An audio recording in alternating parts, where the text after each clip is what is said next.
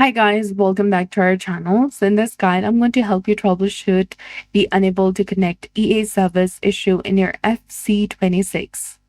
So if you're trying to play Ultimate Team or another online game mode and encounter this error, you need to first verify your internet connection. Try watching a YouTube video to confirm your internet is working and it's stable, reliable, and strong. On your phone or PC, open a web browser. After that, on your phone or PC, open a web browser and navigate to the EA official server status page. Look for the FC26 server status, and if the servers are down, you'll need to wait for EA to resolve the issue. And if the servers are online, completely close the FC26 on your device and restart your router. After both have restarted, and check if the error persists. If the problem continues, select FC26, go to Manage, and then choose Repair to check for updates or missing files, and allow the process to complete.